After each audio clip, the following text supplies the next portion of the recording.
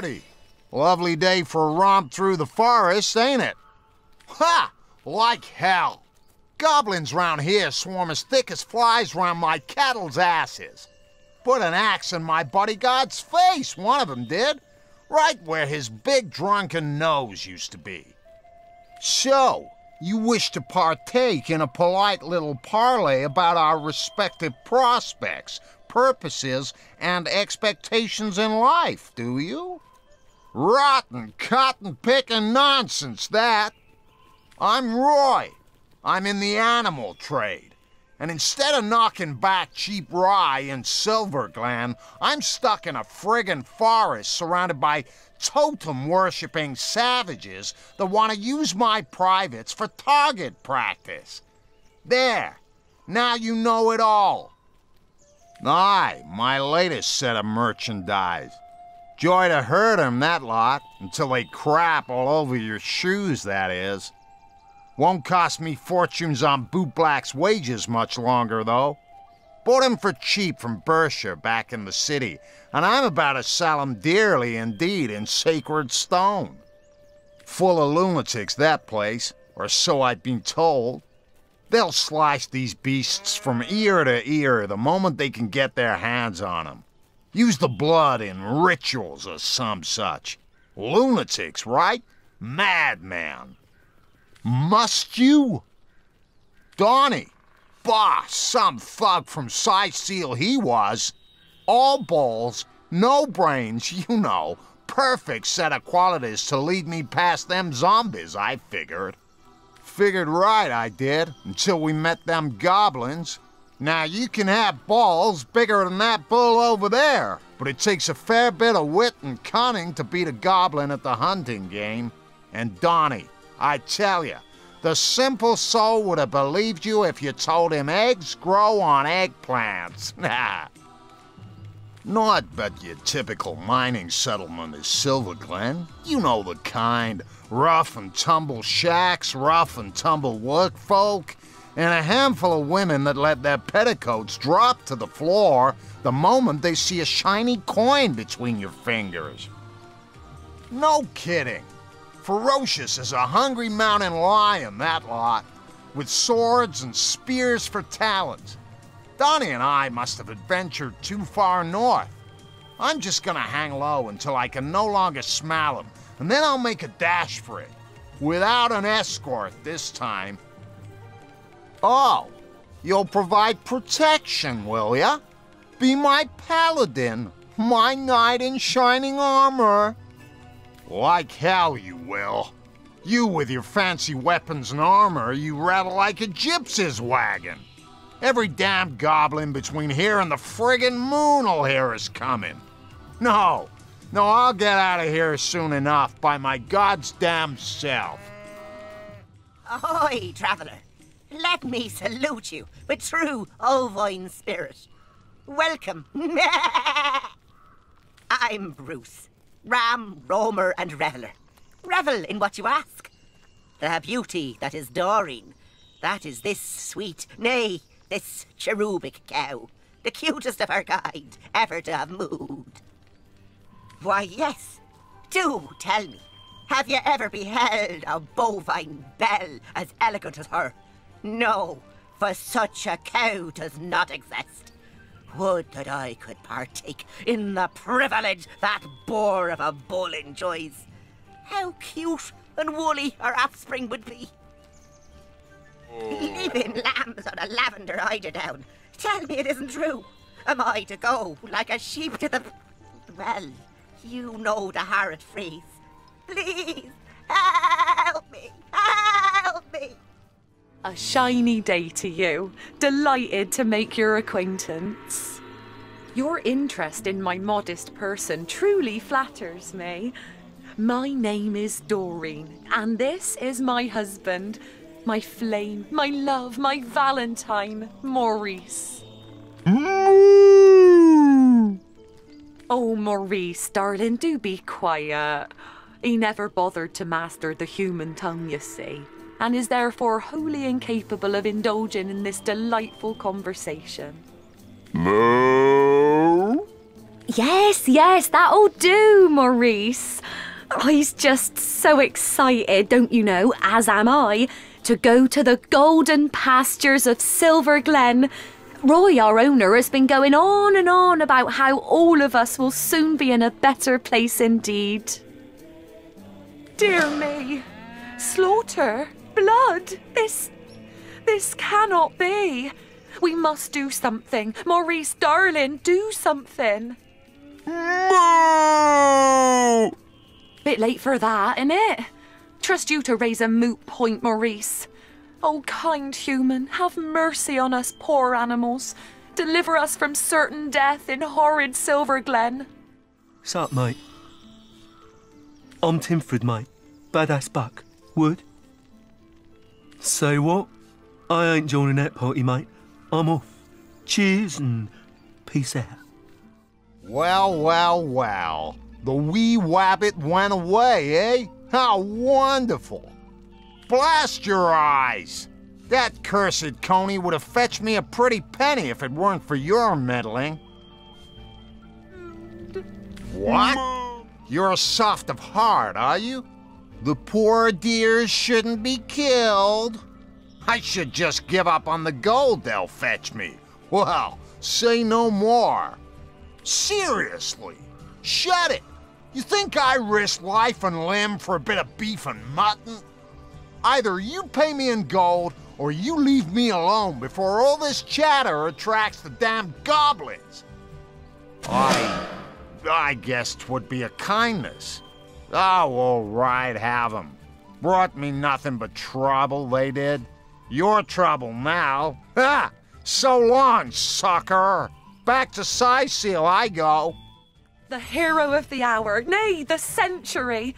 How agreeable it is to gaze upon you. My champion, I am in your debt. Maurice and I are infinitely grateful. May neither thine horns nor thine udders ever wither. Moo? Well said, my dear Maurice. Well spoken indeed. But what shall we do next? We can hardly travel with you, now can we, kind hero? Perhaps we could seek those legendary pastures that nasty creature of a Roy described.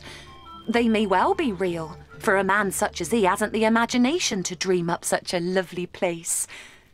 Though perhaps it is safer and more convenient simply to return to Sicil. Only danger lies ahead. Go back to Sicil and be safe there.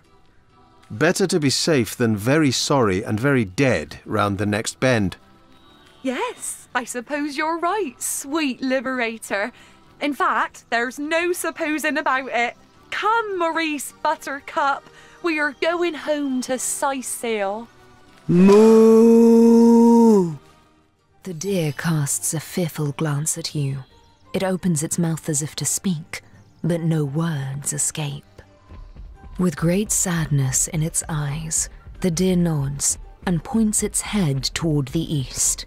Yonder dwells what took its voice, if indeed this animal is to be believed.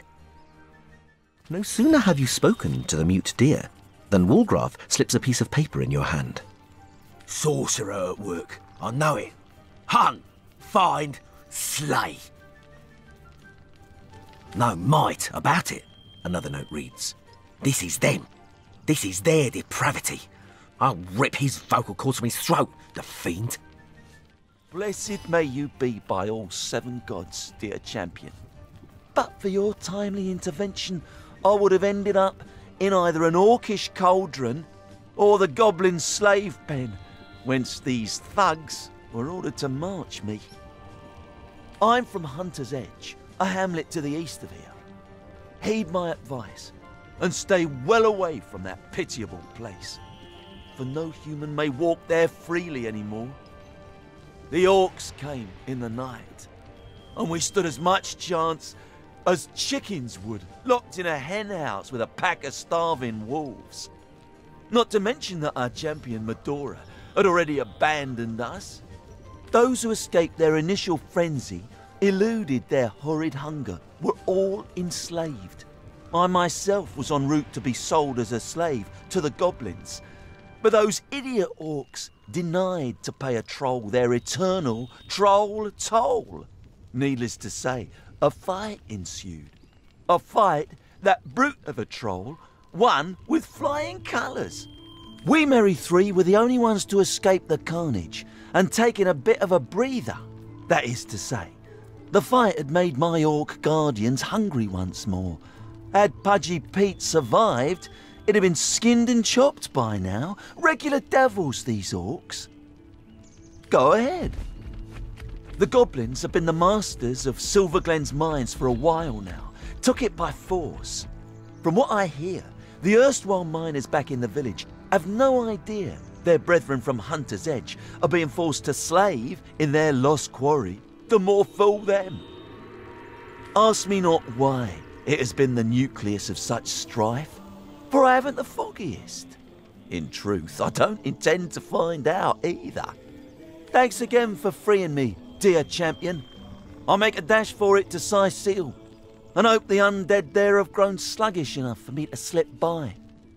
Sakes alive! Are you real?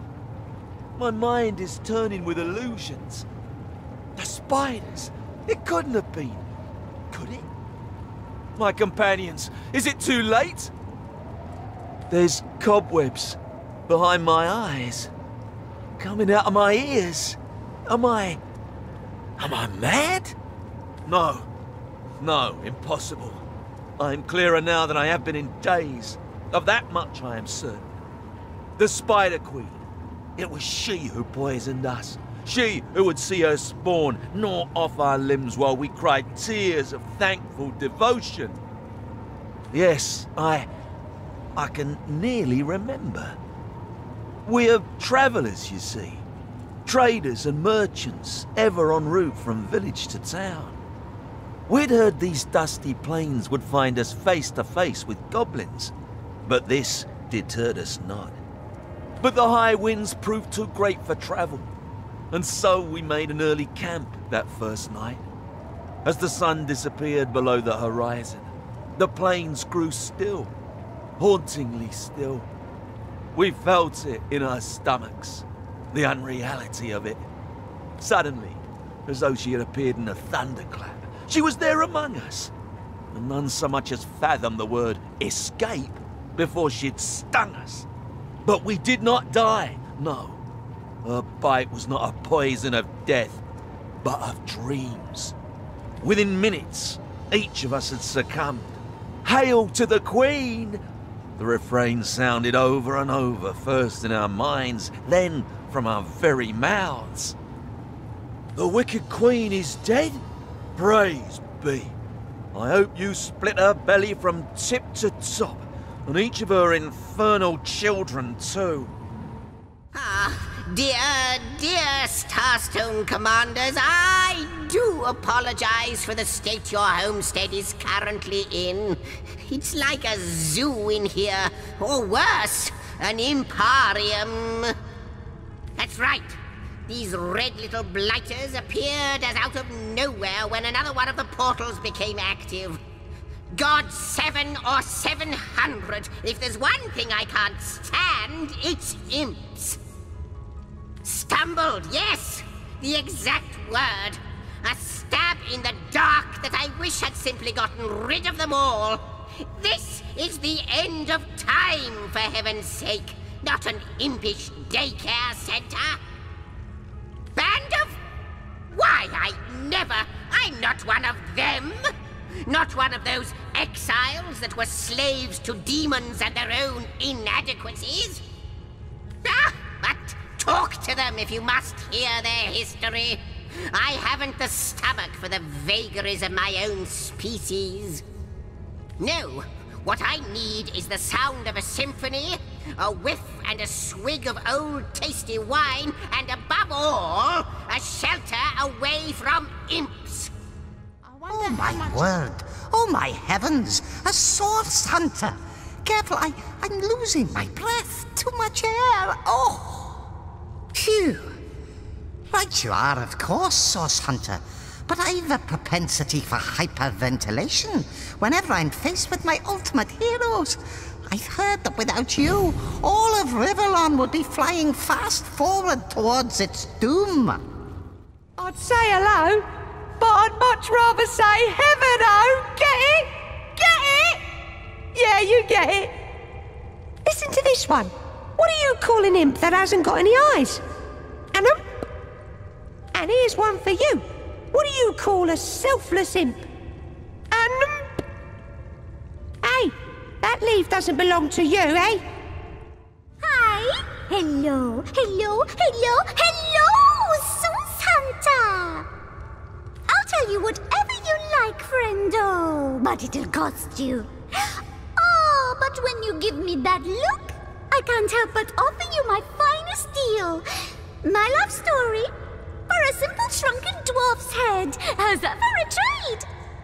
Say, did you know I can fly straight up from here to eternity? It's true. What? See? I was back before your puny human eyes even knew I was gone. Oh, don't go. Please, I'll show you a trick. Look. 1, 2, 3, and... now your name is Freddy. Amazing, isn't it? What a wonderful place this is. A lovely locale to rest my weary belly. Far better than the hellish plains we imps are used to. Yes, I think we'll stick around. Oh, with your approval, of course. What's that? We have it. Marvellous. No, that hoity-toity historian thinks he's so much better than us demon thralls just because he was never actually enthralled by demons. And yet he's no more than a lackey to the gods, isn't he? What's the difference? Right you are. Grab a drink, sit you down, and lend me all the ears you have. We imps, you see, are a mixed breed of demons and some other long-forgotten race, which means we aren't as evil as the devils that begot us. But I'll be damned twice over if we aren't as clever. We hail from the realm of Nemesis, where demons have ruled supreme since, well, forever, really.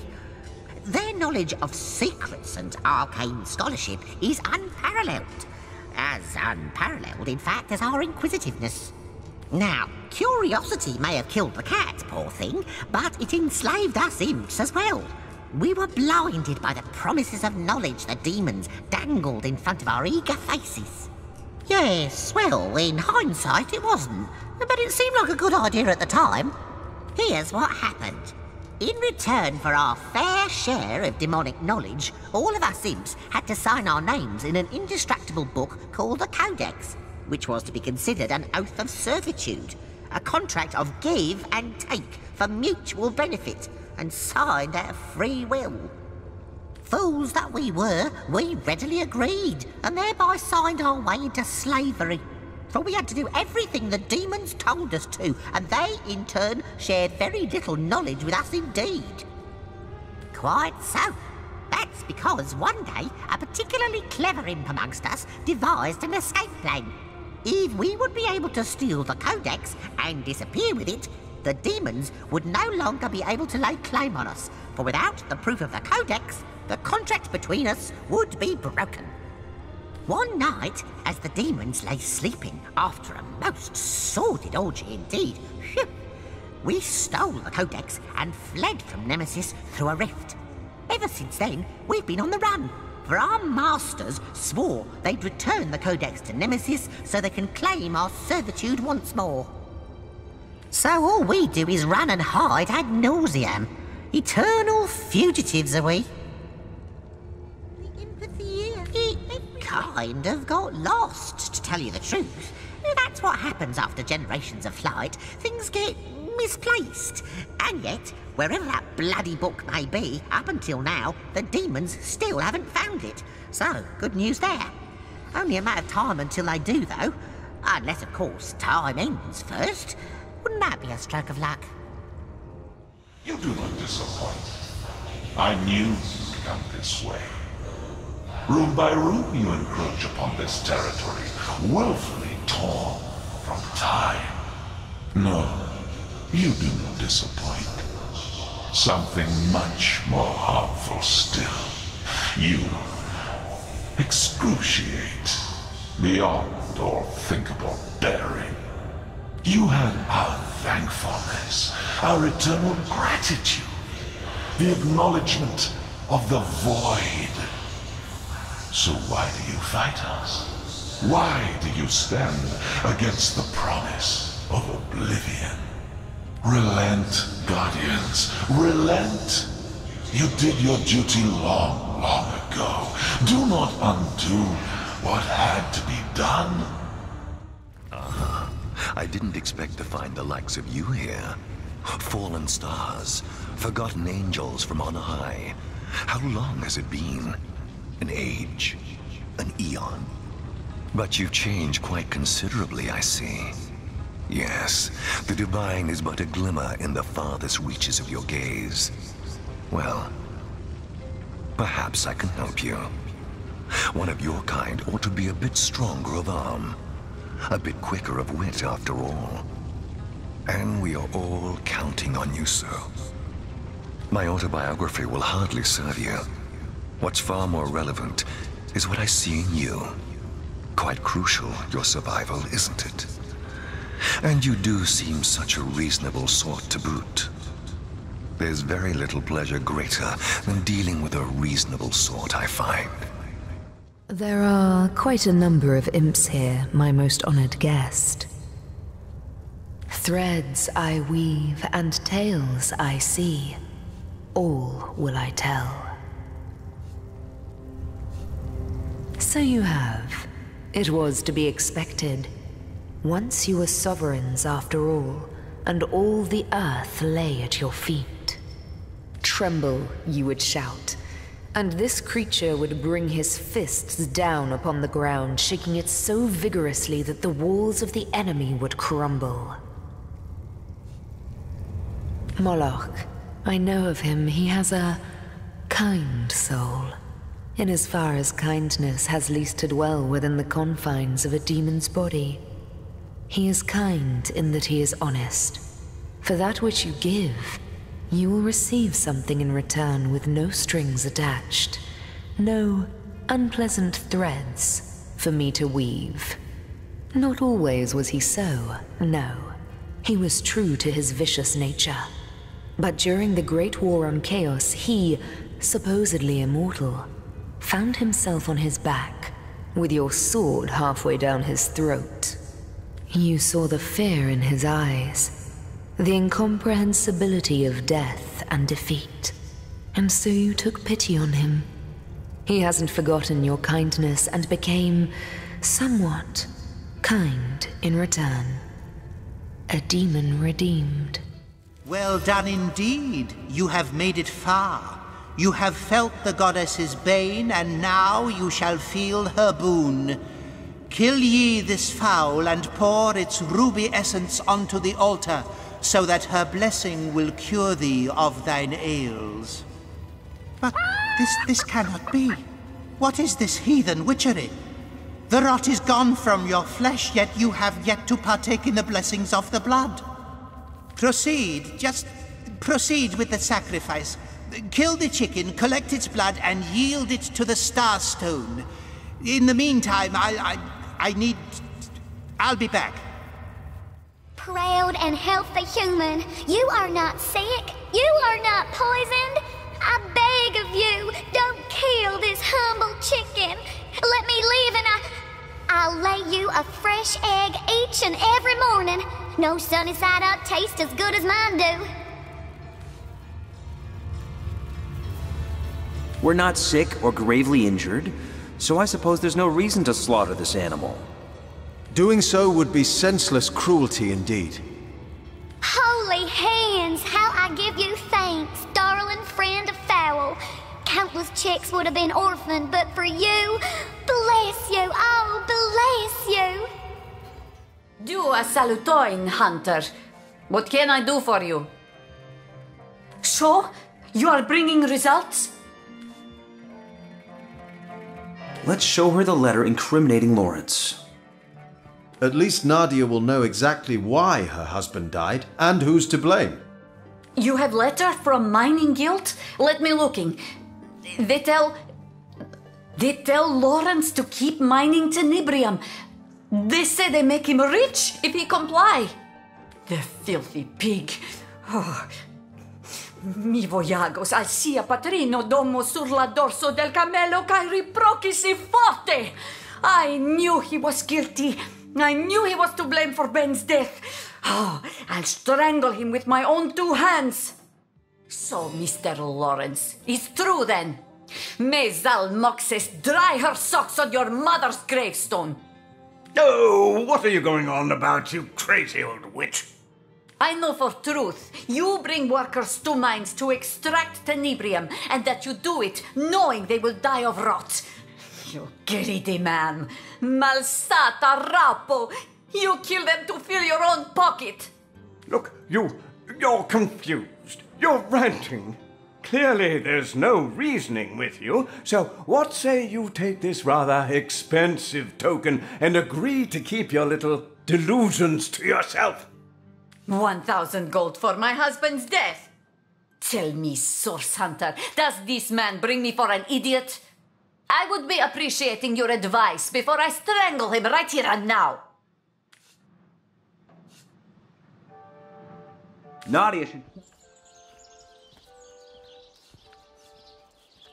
That's right. I'm sure all those miners will have more than a little to say to the man who effectively killed their comrades. Yes, that is spirit. Too bad for you, Mr. Lawrence, High Priest of Illiterati. Remember my darling Ben, when mob rips you to pieces. Wait. This is between you and me.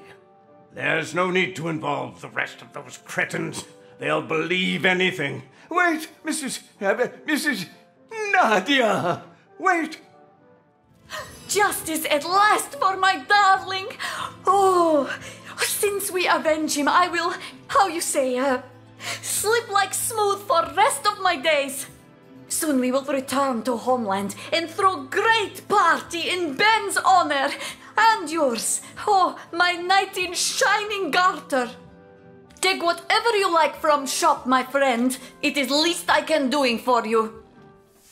Stand back, pigskin! You're not welcome on our hallowed grounds. Gold and goods. These are things we welcome. You may pass if you want, but speak to the Great Spirit Totem. He'll decide your final fate. Until you do, you are forbidden to leave our tribe's seat. We hear. One of two. The two of one. The torn of time. Oh, I know all about you. Clueless outcast, more than you know yourself. Among these faithful minions of mine, you may stay unharmed. You may leave unmolested, but only if you indulge me. I wonder, don't you know? Reflect on that which was, is, and shall be. And I wonder how you would respond to a few hypotheticals, if hypotheticals indeed they are. Then let us begin. Say you meet 2 soldiers on a strip of beach. They impede your way, the discourteous drunks. Do you accept their orders to accompany them? Or do you stay true to your course and damn their lives? In reverence of this totem now. I would accept their orders. So would I. Now say you meet a starving man. He is eyeing raw fish on a merchant stall as if it were the world's greatest treasure. Do you slap his hand bent on thievery? Or do you close your eyes to his lawless intent? Now I would slap his hands. So would I. And finally, say that you meet a creature in distress. A beast of burden, perhaps. Wounded while protecting his mistress or master when they were assaulted by lonely bandits. Do you go to great lengths to save it, even though it doesn't concern you in the least? Or do you leave it to die and become carrion bird supper? I would go to great lengths to save it. So would I. You have answered me truthfully. You who have been ripped from the ages. Your words do not belie your actions. Hear the spirits speak, my goblins. It is not to be speared, this creature. It may freely dwell among your kind. Hello again, my gracious ally. Would you care to trade?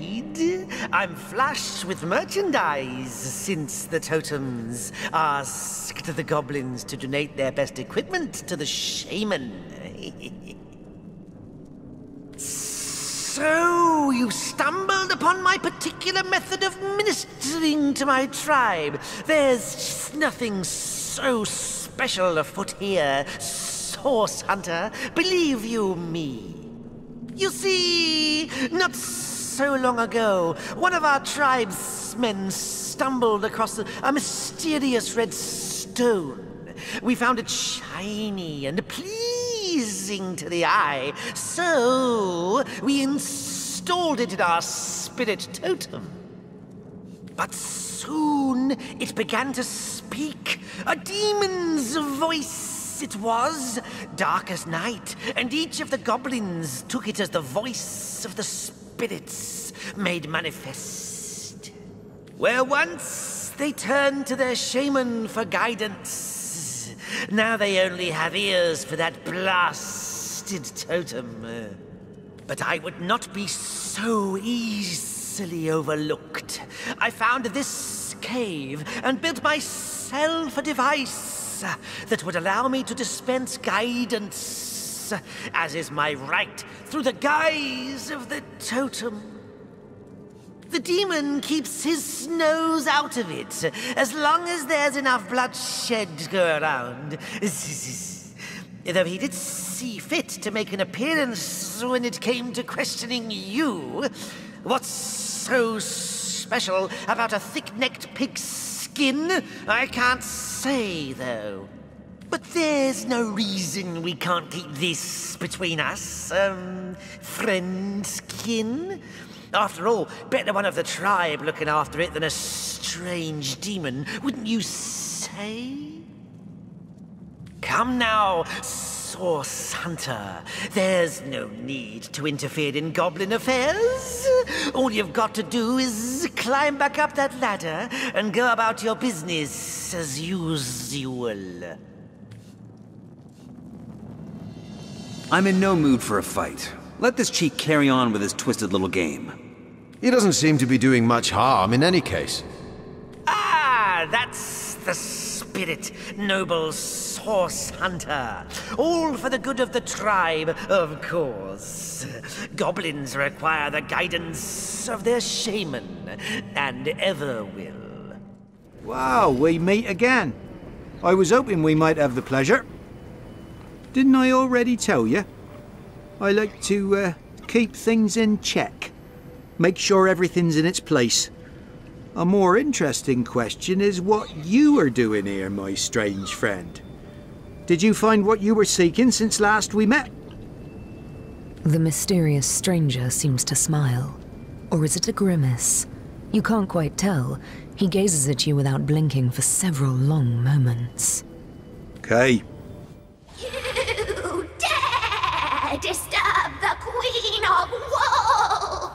Fleeced my flocks will come, bleating will they destroy you, and may their fine fluff smother you to hell itself. Just you wait! Armies of faithful flocks are waiting to attend my every whim. They'll make short work of you, intruder. The sovereign of the ovine hordes need not answer your every query. Be gone with you, or I'll send you the way of my corpse into parts mysterious and vile. I sent that mouldering nuisance into the darkest wood of all, where such filth is welcome. If you be as fascinated by haunted trees and strange floating words as was my body, I suggest you make your way to the Phantom Forest too. Don't tell me you've got a penchant for stardust too. reeking fools are all alike. All the better! The regiment of rams will be here any moment. Hail, Immaculate. Clever you must be to have made it to this place of forgotten knowledge. Can you not see the essence of the goddess about me? I am the eternal Immaculate Spirit, guardian of the goddess's good news. I guard these 3 eternal tomes of wisdom, proclaimed too powerful for the average student. The Immaculates of old sealed their knowledge within this maze, and only they who could prove clever enough to find them would be permitted to access their secrets. And now you have managed to pry open this tomb of knowledge. You are entitled to one of these arcane books, but only one, traveler. Choose wisely. Halt, trespasser! The hallowed village of Sacred Stone is hardly open to lost ones of every make and kind. What proof have you of your devotion to the conduit, to the goddess, to the one way? Present your immaculate amulet if you are friend to our cause. Welcome, compatriot, fellow, friend. Enjoy your stay at the most enlightened village in all of Rivalon. Think money bags, ready to empty those pockets. Imbecile! Was your father a drunken hog? That's no way to greet a customer! Sorry, boss. Sorry. Won't happen again. Hello? Valiant hero? How can I help you? Source Hunters! This is it! Sacred Stone, the seat of Attenborough. This must be where the Dark One has taken Jarrett. We must be stealthy. If Jarrett was taken by surprise, there is no telling what sort of subtle evil might find us here. Greetings! Feel free to browse our wares. Highest quality equipment at the lowest prices, you know. That's right. How do you think I'm doing? I'm starting to get the hang of the operation, but my master's a tough bloke to please. Yes, but not nearly so irritable as some of my kinfolk. I've embraced the goddess, and along with her, proper civilization. And here I thought you were one of us. Well, stick around long enough, and we'll be put to good use, that's for certain. This here's an immaculate village, see? Sacred Stone by name.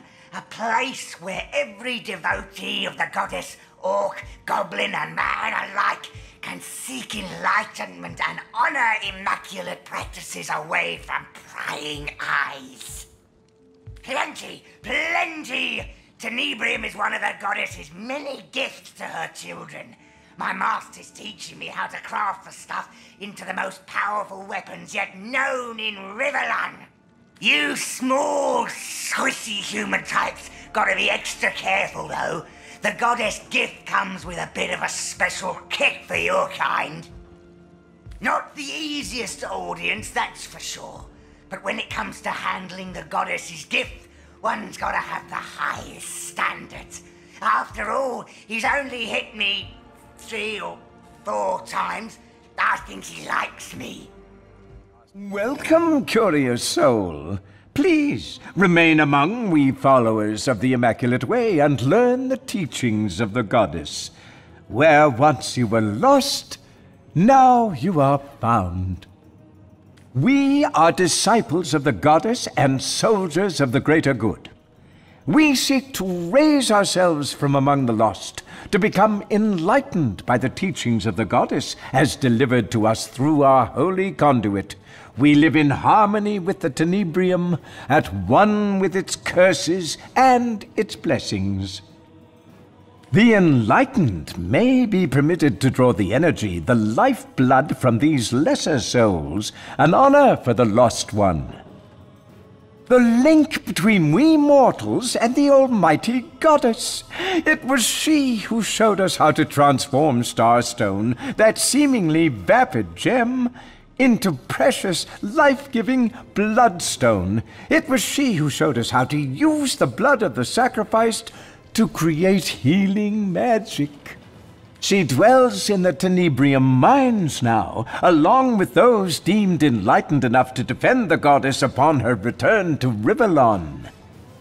Yes, bringer of rot, the goddess's bane.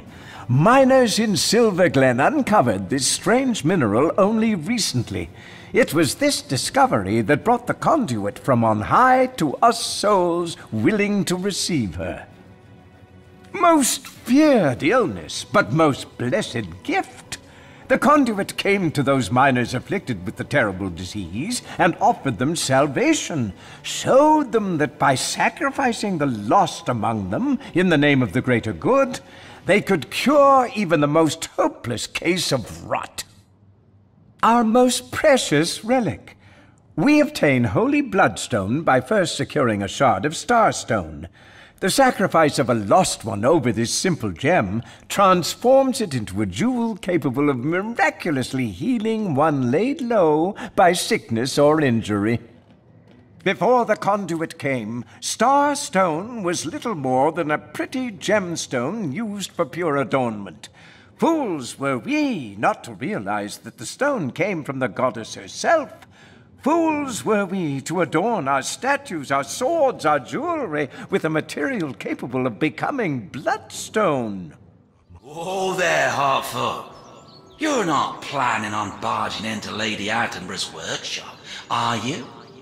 She's a woman of inscrutable standards, and hardly a wisp of patience. Well, isn't it obvious? An eternal and steadfast glacier like myself is the ultimate in protection. Lady Attenborough summoned me, and Coalface over there, to serve as her own personal bodyguards, though she don't seem to have much of a problem defending herself, do she? Strong as an ox, nutty as a squirrel, and holds this whole village in her right hand to boot. We've been hired to fight for her, and fight we will. But standing guard outside these doors is like having a front row seat to watch the goings-on of a loony bin after dark. The conduit, capital C? I think Attenborough once blew the head off a visitor who dared to say that word without her express permission. Well, I'll tell you this much. If I came upon a cult as intent on sacrificing elementals as this lot is on humans, I wouldn't be poking my nose into the head honcho's workshop. Your kind certainly don't take to it, that's for certain. Without special training techniques, humans will drop dead shortly after touching the stuff. Attenborough said there's a bloke in Silverglen. Brandon, was he called? Anyhow, I guess he's training folks to handle the stuff without getting sick. She calls it an abomination of the goddess's bane. Knowing her, she'll have that Brandon's head on a pike for messing with her precious, poisonous rocks. Ah, those little curiosities Lady Attenborough's always jonesing after. The Immaculates around here are an interesting bunch.